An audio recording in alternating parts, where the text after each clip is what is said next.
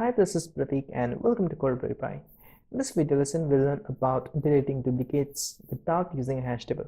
So remember that in the previous tutorial, we had talked about how to use a hash table to delete duplicates from the linked list. But here in this video tutorial, we will actually not be using a hash table, but we will be using something called as a runner concept.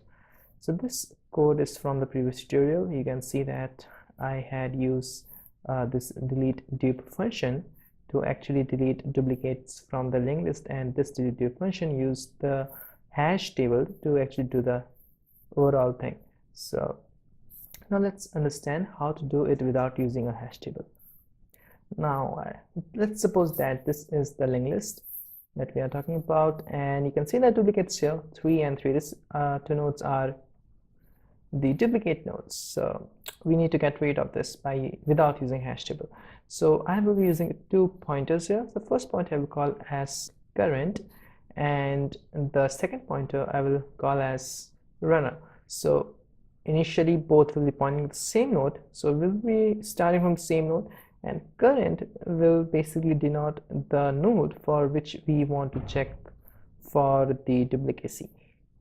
So for each position of r, we will be checking if r.next.data is equals to current.data. So r.next is this and its data is this. So if r.next.data is equals to current.data, then r.next will become r.next.next. So in this case, we will get this link.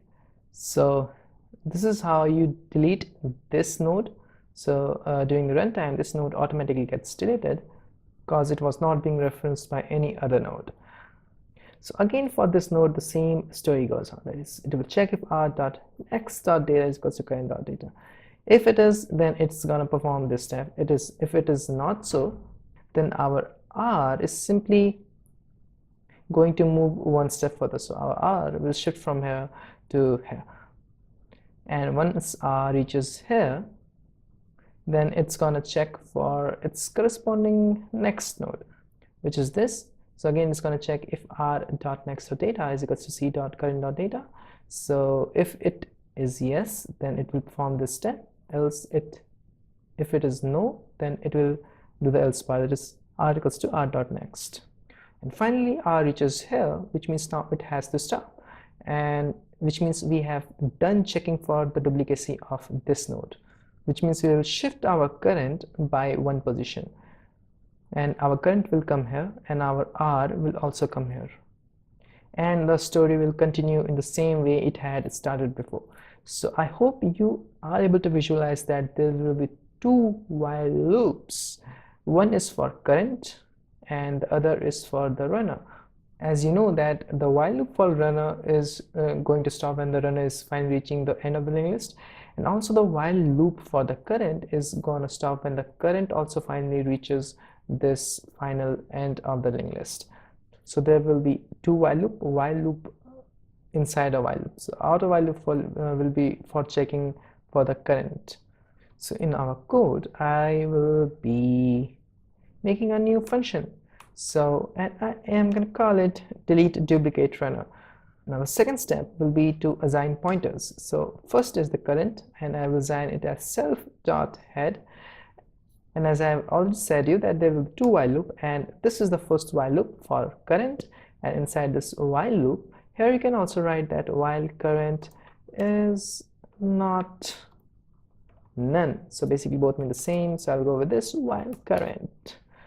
Then I will assign the next pointer, which is the runner, and remember that initially runner and current start from the same position, so runner will be current. Now I'm going to declare the second while loop, and that will be for checking the runner.